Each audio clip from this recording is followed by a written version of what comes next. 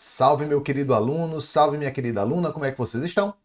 Espero que todos estejam muito bem. Me chamo Francisco Mário, sou seu professor de Direito Constitucional e venho aqui mais uma vez bater um papo com vocês nesse projeto sensacional, junto com a aprovação PGE, que é o projeto 30 Minutos, no qual, em 30 minutos, um pouquinho mais, um pouquinho menos, a gente trata de temas relevantes para concursos públicos da advocacia pública, bem como para sua formação enquanto cidadão, enquanto cidadã. Antes de a gente iniciar nosso bate-papo, segue aqui o Aprovação PGE no YouTube para você não perder nenhuma novidade, para não perder nenhuma atualização. Me segue lá no Instagram, Prof. F. Mário. A nossa conversa de hoje, o nosso tema de hoje, talvez seja o tema mais importante para quem quer seguir uma carreira de advocacia pública. Porque o tema é o quê? A advocacia pública na Constituição Federal de 88. A gente vai ver como a Constituição Federal ela organiza a advocacia pública e vamos tratar aqui de algumas decisões do Supremo. Não dá para esgotar o tema, né? O objetivo aqui é passar para vocês as noções essenciais e bem como entendimento do Supremo que eu julgo que são importantes. Se vocês gostarem, vocês comentam aqui embaixo, não deixa de comentar não, curte e comenta. É importante a gente ter o feedback de vocês para saber se a gente está no rumo certo. Então curte, comenta, compartilha.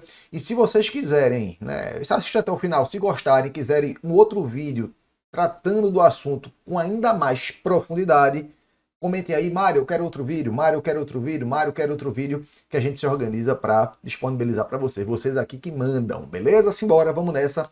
Esse tema aqui, galera, eu trato no meu livro, Diálogos sobre Direito Constitucional. Olha só, como é que a Constituição Federal ela organiza nosso sistema de advocacia pública? Cada estado tem seu modo de organizar. A Constituição Federal ela optou por separar as funções de advocacia pública da função de advocacia da sociedade e da advocacia dos necessitados. Quando você entra lá nas funções essenciais da justiça, você tem o Ministério Público, que ele, como a gente costuma falar, ele é o responsável pela advocacia da sociedade. A gente tem a Defensoria Pública, que é a responsável pela advocacia dos necessitados, a advocacia em sentido muito amplo aí, hein, galera? A gente tem a advocacia privada e a gente tem a advocacia pública. Sempre foi assim? Não, galera. Cada estado, quando eu falo estado aqui, é estado com o E maiúsculo, estado soberano, disciplina a forma como organiza e as funções de sua defensoria, da sua advocacia pública. Para vocês terem noção, por exemplo, antes de 88, o Ministério Público ele poderia exercer a função de advocacia pública. O assessoramento jurídico dos entes de administração pública, ele poderia fazer isso. A Constituição de 88 optou por tirar essa atribuição do Ministério Público e entregar a uma outra função essencial, os órgãos de advocacia pública. A Constituição, inclusive, expressamente veda que o Ministério Público ele exerça essa atribuição de representar ou de prestar assessoramento às pessoas jurídicas de direito privado. Então, a Constituição ela desmembrou. Então, olha só, constitucionalmente, como é que a advocacia pública está situada? Até já introduzi o tema. Ela se situa lá dentro das funções essenciais da justiça. Como a gente sabe, o judiciário ele é inerte. A gente tem o princípio da inércia da jurisdição. Como o judiciário ele tem que julgar imparcialmente, ele não pode iniciar de ofício a jurisdição. Então, a Constituição ela disciplina as instituições que podem provocar a jurisdição, podem dar início à jurisdição. Ministério Público, Defensoria Pública, Advocacia Pública, Advocacia Privada. A gente sabe que tem exceções nas quais as próprias partes podem diretamente provocar a jurisdição, mas são exceções. A regra é essa. Então, as funções essenciais da justiça, elas objetivam buscar a justiça, seja no sentido institucional, justiça no sentido institucional, de provocar o judiciário, seja justiça enquanto valor, como um valor essencial a uma sociedade plural e democrática. Existem vários conceitos de justiça. Eu não vou entregar aqui todos eles, porque não é o objeto, mas a gente pode conceituar como a função de entregar a cada qual o que é seu. Seria a justiça no sentido amplo aí. Então, olha só. Então, a gente chega à seguinte conclusão. Que a advocacia pública ela é classificada pela Constituição como uma função essencial à justiça e ela tem a função de promover e defender em juízo ou fora dele, os interesses públicos da União, dos estados, do Distrito Federal e dos municípios, bem como prestar consultoria jurídica a esses mesmos entes. Então essa aí é a função básica da advocacia pública. Lembrar que a advocacia pública é uma advocacia de Estado e não uma advocacia de governo. O advogado público atua para atender os interesses do Estado. O Estado aí, mais uma vez, né, em sentido amplo. E não daquele governo que está lá temporariamente exercendo o mandato. Né? Então, a gente sabe que muitas vezes há um conflito entre essas funções, mas lembrando sempre que o advogado público é advogado do Estado e não do governo. E como é que a Constituição ela organiza a advocacia pública entre os diversos entes? Como é que ela organiza entre a União, entre os estados, Distrito Federal e municípios? Bora dar uma olhada aqui, bora dar uma traçada no panorama geral. Então, começando aqui pela União. Pela União. A Constituição prevê a Advocacia Geral da União, mas cuidado, galera. Porque a Advocacia Geral da União ela pode atuar, vou deixar aqui em cor diferente, ela pode atuar diretamente ou por meio de órgão vinculado. E cabe a ela representar, né, a Advocacia Geral da União, que atua diretamente por órgão vinculado, ela representa a União, judicial e extrajudicialmente, cabendo-lhe nos termos de lei complementar. Você vai ter a lei complementar que organiza a AGU, que dispuser sobre a sua organização e funcionamento as atividades de consultoria e assessoramento jurídico do Poder Executivo. Chama atenção aqui para alguns pontos importantes.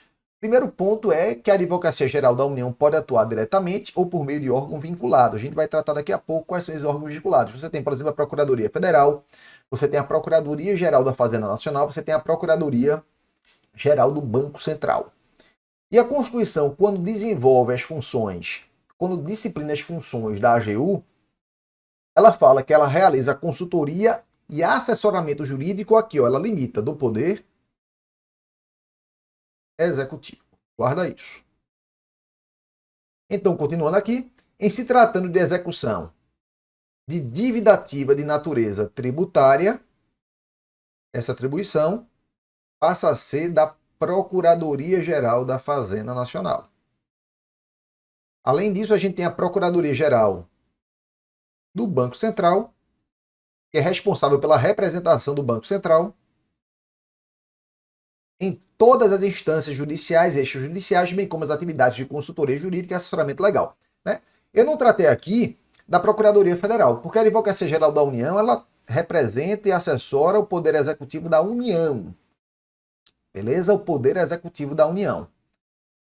Os entes de administração indireta, né, que são pessoas de direito público, as autarquias públicas, as fundações públicas, elas são representadas pela Procuradoria Federal. Então, por exemplo, IBAMA, INSS, etc., eles são representados e assessorados pela Procuradoria Federal, que é um órgão vinculado à Advocacia Geral da União. Lembrando ainda, né, que a gente tem a Procuradoria Geral da Fazenda Nacional, que ela trata das dívidas ativas de natureza tributária, bem como a Procuradoria Geral do Banco Central. O Banco Central tem natureza autárquica, mas aí não é representado pela Procuradoria Federal. Ele vai ter a própria Procuradoria Geral do Banco Central.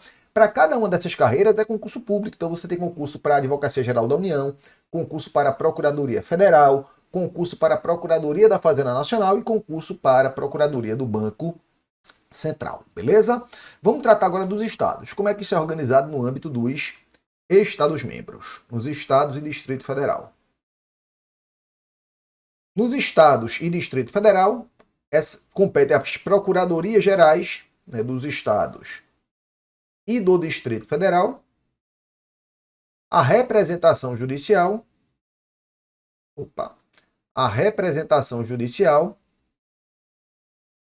e a consultoria jurídica das respectivas unidades federadas. Lembra quando eu falei para vocês, olha, quando a Constituição trata da União, da Advocacia Geral da União, ela fala do Poder Executivo. Observem que aqui, para estados e Distrito Federal, quando a Constituição trata da Procuradoria-Geral do Estado e da Procuradoria-Geral do Distrito Federal, ela não fala apenas Poder Executivo, ela fala respectivas unidades federadas. Ou seja, Vai abranger todos os poderes, executivo, legislativo e judiciário. Daí deriva aquilo que a gente chama de princípio da unicidade da representação dos estados e do Distrito Federal. Eu quero que vocês saibam que existe esse conceito, a gente não vai aprofundar ele hoje, pode ficar em outro vídeo, se vocês gostarem, comentem aí, né? Mário, vamos aprofundar, Mário, outro vídeo, que a gente faz um vídeo só sobre o princípio da unicidade, que é um princípio importantíssimo que tem exceções, né? Tem a regra geral, que a gente precisaria aprofundar, tem as exceções, a gente pode tratar disso em vídeo próprio. Mas eu quero que vocês tenham essa ideia. Quando a gente fala em princípio da unicidade da representação, ou seja, a representação aqui é única nos estados e Distrito Federal, e ela é feita pela Procuradoria Geral. Né? Vários fundamentos, o principal é esse, que a Constituição, quando trata da Procuradoria-Geral dos Estados e do Distrito Federal, não fala apenas de Poder Executivo, fala as respectivas unidades federadas, beleza? Mas, obviamente, essa unicidade a gente vê dentro de cada Estado e dentro do Distrito Federal, e não nacionalmente, né? Porque cada Estado, bem como o Distrito Federal, tem a sua Procuradoria-Geral, ou seja, o princípio da unicidade vigora dentro de cada Estado. No estado de Pernambuco, você tem a unicidade de representação pela Procuradoria-Geral do Estado de Pernambuco. No estado de São Paulo, você tem a unicidade de representação pela Procuradoria-Geral do Estado de São Paulo, e assim por diante. Bora ver como é que fica agora nos municípios, galera. Né? Como é que fica no âmbito dos municípios agora. Com relação aos municípios, a Constituição Federal ela silencia quanto à criação das Procuradorias Gerais dos municípios. Em razão disso, prevalece o entendimento de que os municípios não são obrigados a criar o seu próprio órgão de advocacia pública. Os municípios podem criar? Podem, né? E até salutar que criassem. Mas a Constituição Federal ela não prevê essa obrigatoriedade. O município, qualquer que seja o seu tamanho, pode ser o município de São Paulo, o maior município do Brasil, né, tem a procuradoria, mas não seria obrigado a ter, porque a Constituição silencia. Trouxe até um precedente. Né? Inexiste, considerada a Constituição Federal, obrigatoriedade de os municípios criarem órgãos de advocacia pública. Aqui o RE 1097053, né? A gente tem até um precedente anterior, que é o recurso ordinário aqui, ó. 225777, um RE antigo. E aqui um detalhe que pode vir a ser cobrado em prova. A Constituição Federal não obriga, silencia inclusive com relação à criação de Procuradoria-Geral do município. Mas o Estado mesmo pode obrigar, a Constituição Estadual pode obrigar municípios a criarem Procuradorias Gerais. Ela pode prever, por exemplo, município a partir de tantos mil habitantes deve ter uma Procuradoria-Geral. O STF entende que não, isso fere com a autonomia municipal. O Estado-membro não pode prever essa limitação se a Constituição não permite.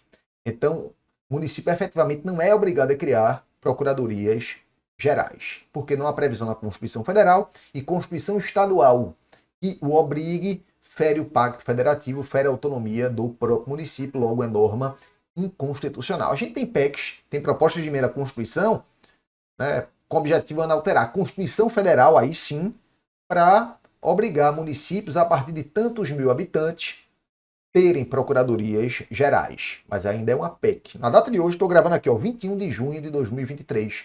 É uma PEC, ainda não foi aprovada, então não há essa obrigatoriedade. Fica ligado com relação a isso. Mas apesar de não haver obrigatoriedade, o município pode criar, como a gente viu. E se acaso o município criar, se o município criar a procuradoria, o órgão terá status de função essencial à justiça. E os seus integrantes serão submetidos ao respectivo teto constitucional. Então, como a gente viu, o município não é obrigado a criar. Mas se o município optar por criar a sua procuradoria, essa Procuradoria-Geral do município vai fazer parte das funções essenciais da justiça e os seus integrantes serão procuradores do município que vão integrar a respectiva carreira e serão submetidos ao mesmo teto constitucional dos procuradores estaduais. Então, eu trouxe aqui, inclusive, o julgado para vocês. Olha só, os procuradores municipais integram a categoria da advocacia pública, inserida pela Constituição da República dentre as cognominadas funções essenciais da Justiça, na medida em que também atuam para a preservação dos direitos fundamentais e do Estado de Direito. Os procuradores do município, consecutivamente, devem se submeter no que concerne ao teto remuneratório, ao subsídio dos desembargadores do Tribunal de Justiça estaduais, como impõe a parte final do 3711 da Constituição, que é o mesmo teto dos procuradores estaduais. Aí o tema 510 é do STF, inclusive a questão foi fixada em termos de repercussão geral. A expressão procuradores contida na parte final do 3711 da Constituição da República compreende os procuradores municipais, não só os estaduais, como também os municipais, uma vez que estes se inserem nas funções essenciais da Justiça, estando, portanto, submetidos ao teto de 90,25% do subsídio mensal em espécie do Supremo Tribunal Federal. Beleza? Então, entendimento aí importante do STF. Então, a gente viu aqui como é que a advocacia pública ela se organiza na União, nos estados, no Distrito Federal e dos municípios. Eu até tenho aqui, galera, né, para facilitar para vocês, o meu livro aqui, ó, que é um... Só para quem achei esse vídeo, hein, galera? Para vocês verem como é meu livro, eu tenho um quadrinho sobre isso. Então, meu livro é assim, ó, desse jeito aqui, ó. Ele é todo um diálogo aqui, é um diálogo, esse aqui é um diálogo que eu tratava de defensoria pública. Tá vendo como é a conversa? É uma conversa entre aluno e professor. Então, o aluno vai perguntando, eu vou explicando, né? A gente vai conversando e sempre, no final, tem um resuminho, né? Então, esse aqui é um diálogo. O diálogo 26.6 é sobre a estrutura da advocacia pública e a questão das procuradorias municipais, onde eu explico tudo detalhadamente nessa conversa aqui, ó. Como é que é organizado na União, nos estados, nos municípios. Né? E no final, eu vou colocar aqui, eu trato aqui da questão da estabilidade, vitaliciedade, inamovibilidade, se procurador estadual pode ou não pode ter. No final aqui eu boto aqui ó, um esqueminha aqui para resumir e para você visualizar como é essa organização. No final de todo diálogo, galera, eu coloco um esqueminha desse aí. Beleza? Então fica aí, para quem não conhece o formato é esse aí, ó. É sempre assim. Então nesse aqui eu trato da unicidade de representação judicial, aquilo que a gente conversou, e assim por diante. O livro, galera, né, é bem rico, né, linguagem bem diferente, tem feito muito sucesso pessoal, tem gostado bastante. Então fica aí uma palhinha do meu livro aí, para quem não viu ainda. Então aqui, Tratado da Organização da Advocacia Pública, vamos conversar agora sobre jurisprudências do Supremo, julgados do Supremo, de interesse da advocacia pública e que podem ser cobradas numa prova sua, beleza? Então bora dar uma olhadinha aqui. Primeiro julgado do Supremo, ADIM 4652. Julgado bem recente que trata da questão da liberdade de expressão. Se é possível lei limitar a liberdade de expressão de advogados públicos, no caso aqui específico era da carreira da AGU. Aí o que é que o Supremo diz? Que é constitucional a vinculação da manifestação funcional de advogado público federal à ordem do advogado-geral da União, ou a sua prévia autorização expressa. Né? Então, por exemplo, um advogado da União, ele quer, né, vai fazer uma entrevista pública sobre uma certa demanda sobre sua responsabilidade. Será que ele pode fazer? Aí o que é que diz aqui? Qual foi o Supremo entendeu na DIN 4652? Que ele, nesse caso, ele tem que ter uma ordem do AGU, uma manifestação, uma autorização prévia do AGU. Porque aqui ele está vinculado às suas atribuições. Mas aí ele traz limitações, né? Não é qualquer situação na qual que é necessário que haja essa autorização. Manifestação acadêmica, por exemplo, do advogado da União, ele pode realizar, independentemente de qualquer autorização. Vai expressar uma ilegalidade que está acontecendo, ele também pode se manifestar nesse sentido. Então, é a segunda parte. Ó. Contudo, como essa limitação não pode ser prevista de maneira ampla e restrita, a fim de evitar arbitrariedades, ficam dela excepcionadas. Ou seja, não se aplica essa regra da autorização do AGU. A liberdade acadêmica e o dever funcional, que aí é a obrigação do servidor, né, de representar sobre eventuais ilegalidades verificadas no exercício do cargo. Isso aqui vai cair em prova, hein, galera? Isso aqui vai chover em prova, tenha certeza disso. Então, quando se trata de manifestação em razão da função, a regra tem que ter uma ordem do AGU ou uma autorização prévia. Mas essa ordem e autorização prévia não são necessárias. Quando se tratar de manifestação acadêmica, por exemplo, na sala de aula, vai dar sua opinião doutrinária sobre aquilo. Não tem problema. Ou então ainda, quando for para representar eventual ilegalidade que aquele servidor, aquele advogado da União tenha conhecimento. Né? A questão aqui, na DIN 4652, tratou de advogado da União. Mas claro que se houver previsão em lei estadual para procurador estadual, aplica-se a mesma regra. Para procurador municipal em lei municipal, aplica-se a mesma regra. Simbora? Vamos aqui para outro julgado importantíssimo. A DIN 7042, que tratou da Lei 14.230. A Lei 14.230 é a lei da improbidade administrativa. A Lei 14.230, ela trouxe várias modificações que não dá para a gente comentar todas, mas duas que eu reputo muito importantes que podem ser cobradas em prova. A primeira delas, ela fixou a legitimação exclusiva do Ministério Público para ingressar com a ação de improbidade administrativa. E tratou também da representação judicial pela advocacia pública dos servidores públicos, dos gestores. Como foi que o Supremo fixou entendimento ao julgar em 7042? Primeira parte, com relação à supressão da legitimação ativa das pessoas jurídicas interessadas em ingressar com ação de improbidade. Lembra que a lei fixou apenas para o Ministério Público. O Supremo declarou inconstitucional essa legitimação exclusiva. Então, olha só. A supressão da legitimidade ativa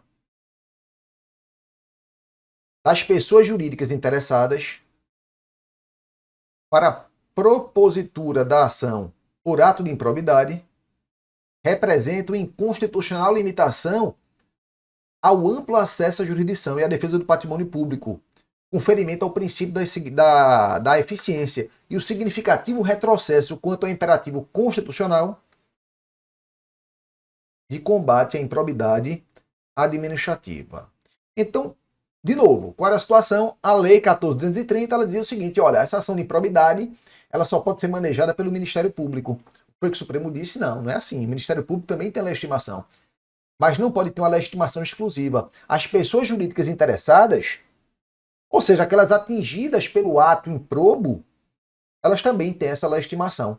E claro, né, se tratando de União, Estados, Distrito Federal, ou até mesmo município, se tiver sua procuradoria instituída, essa ação vai ser manejada pela respectiva procuradoria, vai ser manejada pelo respectivo órgão de advocacia pública, daí a importância desse julgado para os órgãos de advocacia pública.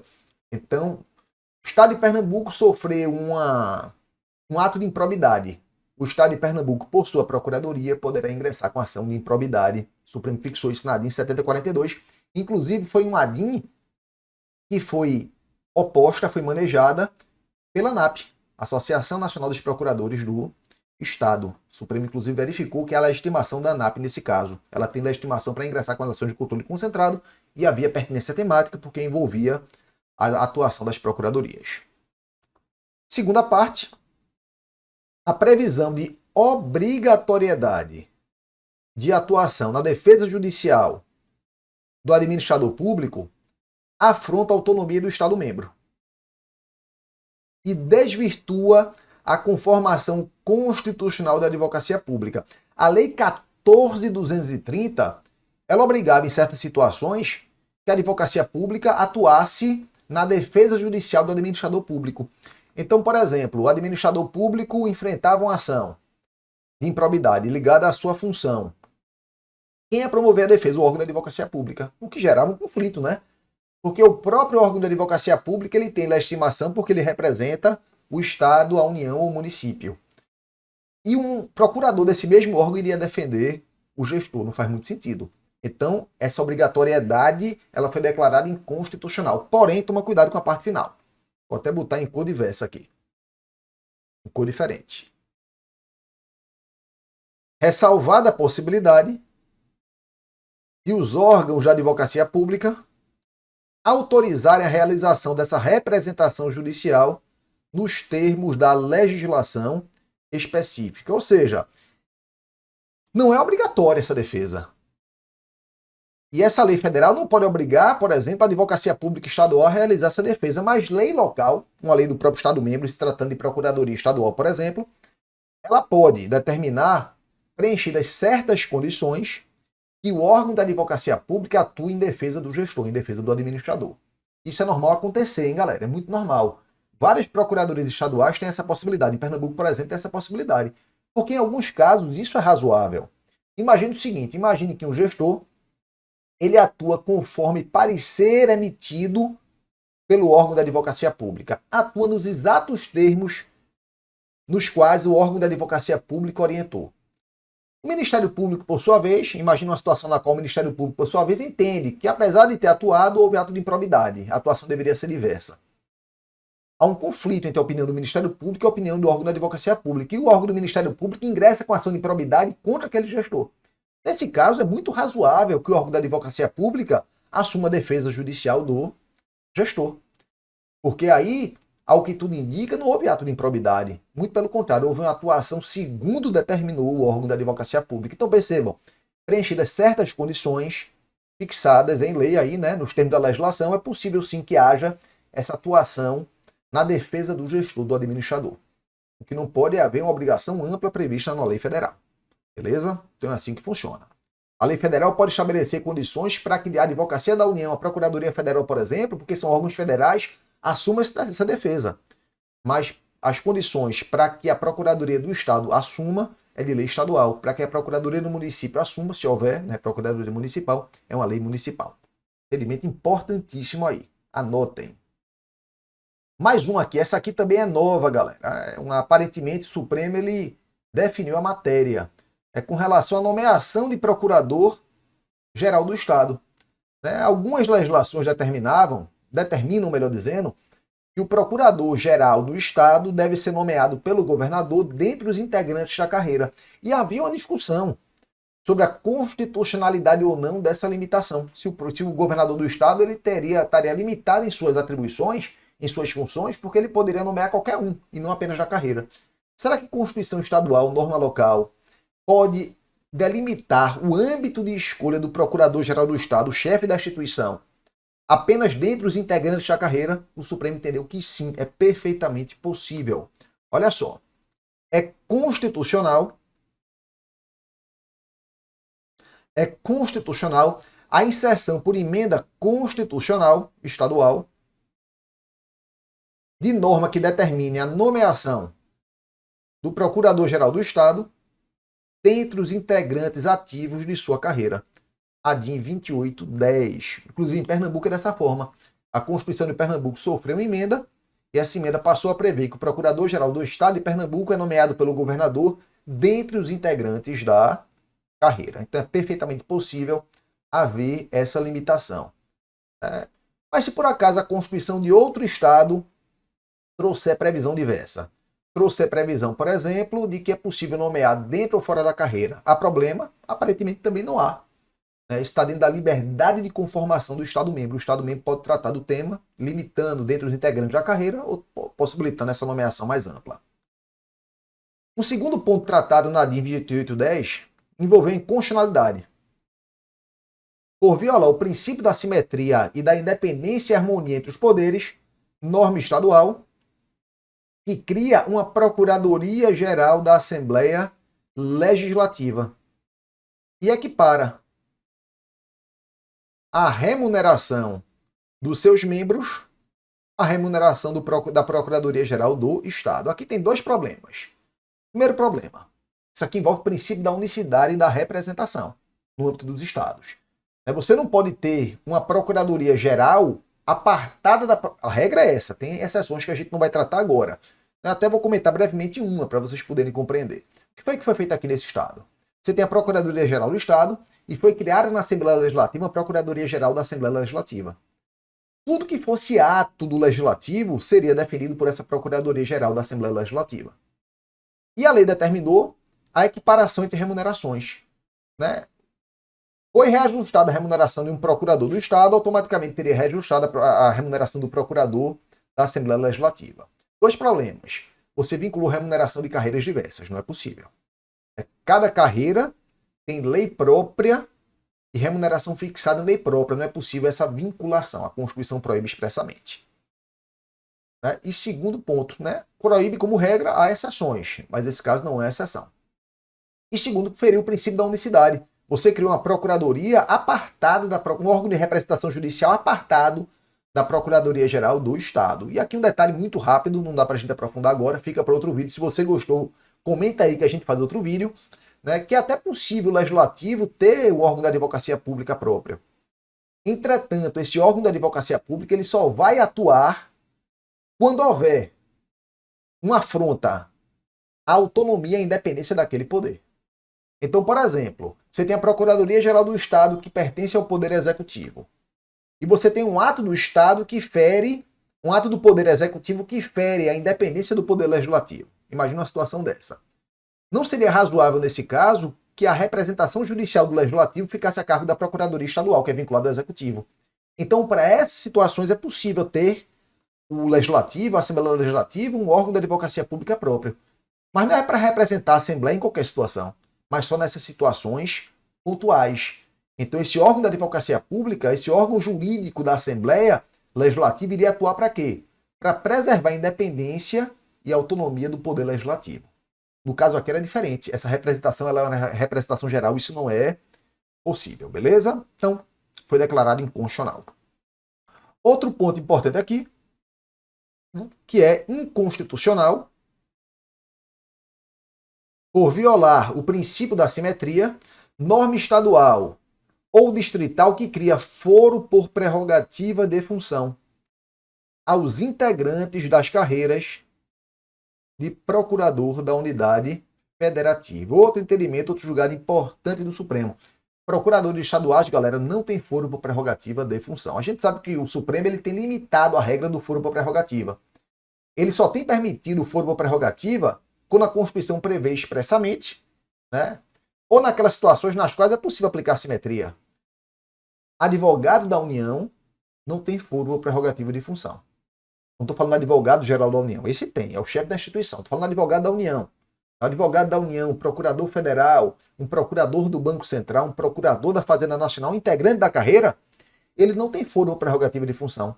Logo, os procuradores estaduais também não têm esse foro por prerrogativa. E o Supremo tem declarado inconstitucional também normas que dizem que procurador vai ter vitaliciedade. Procurador não tem vitaliciedade. Eu falo aqui procurador integrante da advocacia pública, porque você tem o procurador, por exemplo, de justiça, aí é Ministério Público, é outra história. Quando eu falo procuradores aqui, eu estou me referindo a membros da advocacia pública. Membros da advocacia pública, eles adquirem estabilidade após 3 anos. Eles não têm vitaliciedade. O Supremo tem declarado inconstitucional também normas que dão ao procurador do Estado, né, ao membro da advocacia pública, inamovibilidade, não. Eles não têm, membros da advocacia pública não têm inamovibilidade. Inamovibilidade tem Judiciário, membros do Ministério Público e Defensoria Pública. Membros da advocacia pública não têm inamovibilidade, como também não têm independência funcional. O Supremo tem declarado inconstitucionais essas normas que dão a membros da advocacia pública inamovibilidade, independência funcional, foro por prerrogativa de função. Beleza? Então deu para a gente comentar. Claro que tem muito mais coisa a ser conversado, né? Mas deu para a gente comentar nesses pouco mais de 30 minutos temas importantes, né? Antecipo que ficou muita coisa de fora. Eu trouxe para vocês aquilo que eu achei que fosse, né, o mais importante. Mas se você gostou, tem muito mais coisa importante que a gente deixou e pode ficar para outro vídeo, né? Tanto o complemento dessa jurisprudência quanto o aprofundamento com relação ao princípio da unicidade. Então, se você gostou, né, até sendo repetitivo, curte, comenta, baixa o material que está disponível para você, segue o Aprovação PGE, me segue lá no meu Instagram, Prof. F. Mari. Um grande beijo, um grande abraço e até a próxima.